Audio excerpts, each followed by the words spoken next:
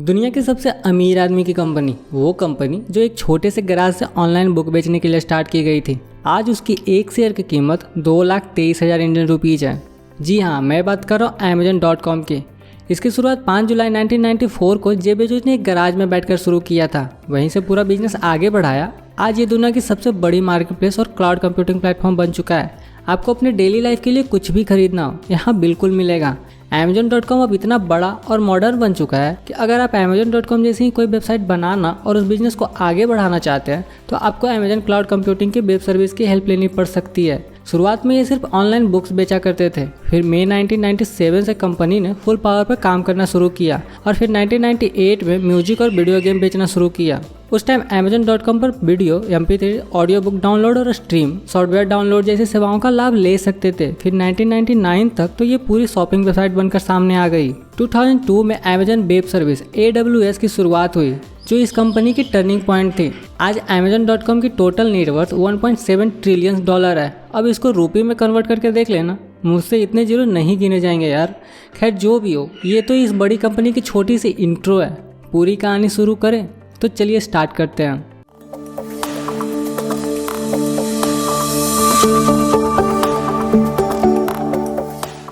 Number 1, almost a different name. जब Jeff Bezos ने Amazon को स्टार्ट किया तब उनके दिमाग में बिल्कुल एक डिफरेंट नेम था, कैडाब्रा, लाइक जादुई मंत्र आबरा का डाबरा।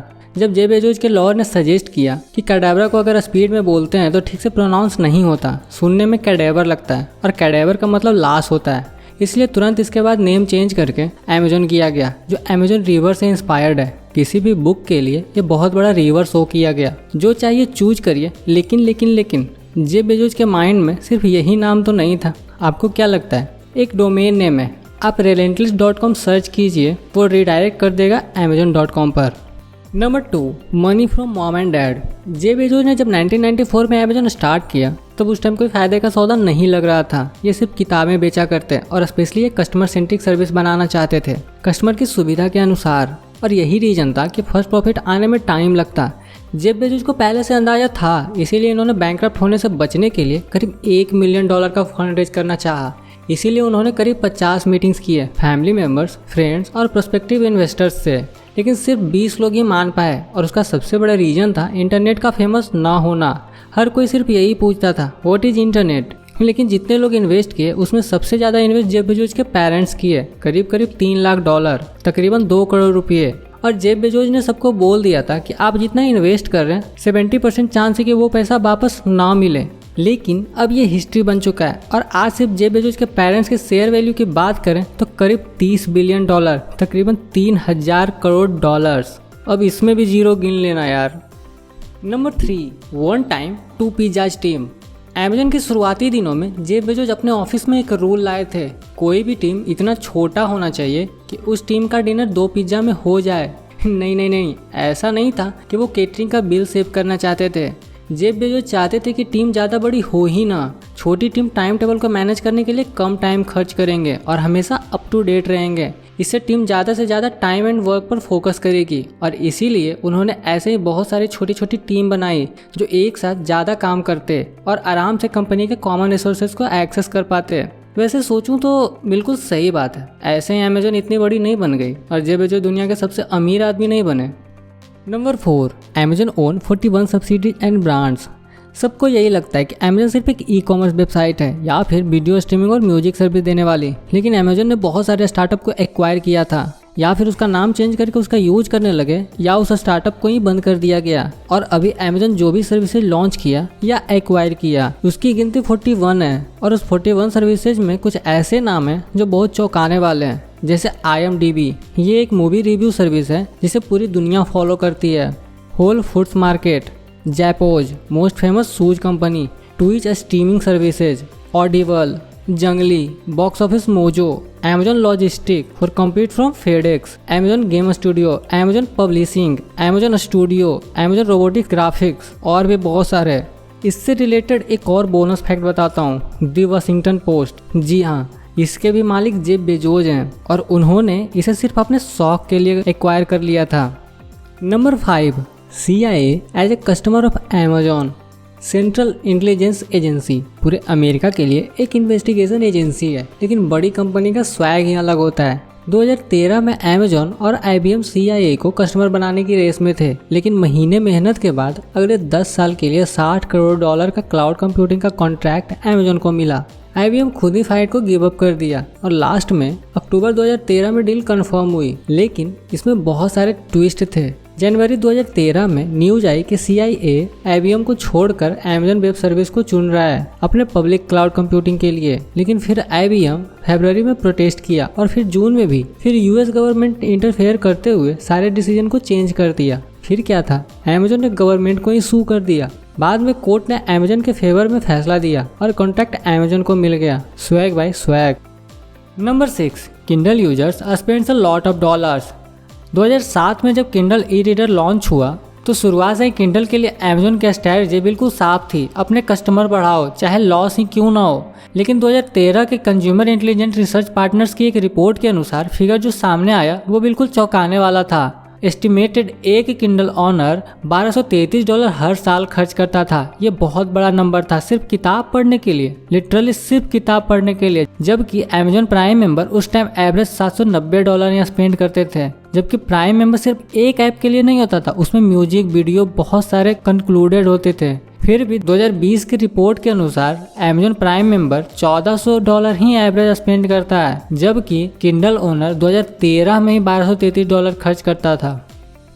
नंबर 7, Amazon हैजंट पे federal taxes for 2 years।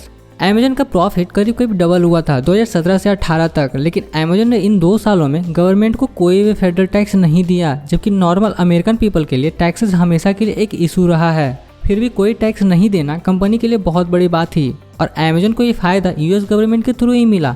US government ने टैक्स को कम करने या कोई टैक्स नहीं का ऑफर दिया अगर कंपनी रिसर्च एंड डेवलपमेंट में इन्वेस्ट करती है और पूरा प्रॉफिट R&D में ही खर्च कर देती है तो कोई टैक्स नहीं देना पड़ेगा। और Amazon ने इसी का फायदा उठाया था और ये Amazon ने पहली बार नहीं किया था। 2005 से 2014 तक करीब $60 करोड़ के टैक्स में छूट मिला, सिर्फ इसलिए कि अमेरिका के बहुत सारे स्टेट्स में वेयर हाउसेज बनवाए। और तो और 14 करोड़ के टैक्सेस में छूट मिला सिर्फ डाटा सेंटर बनाने के लिए। और ऐसा सिर्फ Amazon ही नहीं, टैक्सेस से बचने के लिए बहुत सारी कंपनीज करती है। मैं इस पे एक डिटेल वीडियो बनाऊंगा जिसमें बताऊंगा कि बहुत सारी बड़ी बड़ी कंपनियां टैक्स से बचने के लिए क्या क्या करती है, आपको बहुत हैरानी होगी।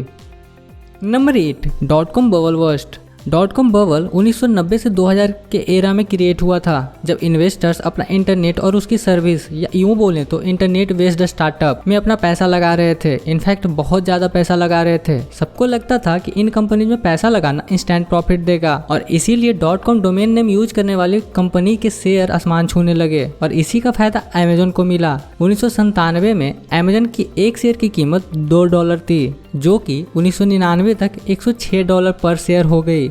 लेकिन प्रॉब्लम तब आई जब अर्ली 2000 में .com बबल बस्ट क्राइसिस हुआ।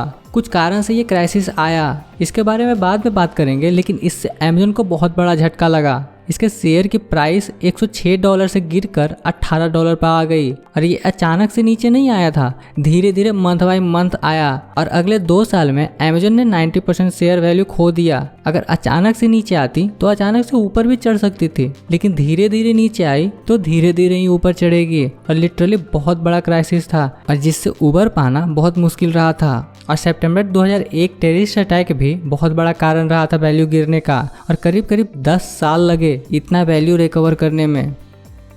नंबर 9, सोल्ड 600 आइटम्स पर second on Amazon prime day July 12, 2016। Amazon ने सारे रिकॉर्ड तोड़ते हुए 630 आइटम पर सेकेंड अपने प्रोडक्ट बेचे। इससे 1 साल पहले 2015 में ही 308 आइटम पर सेकेंड था, लेकिन 2016 में अप्रोक्स इसका दुगना हो गया। इस प्राइम डे सेल पर Amazon ने 90,000 टीवीज, 2,15,000 प्रेशर कुकर और 20 लाख से ज्यादा खिलौने बेच दिए। ये सीरियसली बहुत बड़ा नंबर है। लिटरली उस टाइम ये बताया गया था कि 2015 से दुगने नंबर में टीवी, हेडफोन और लैपटॉप बिके थे।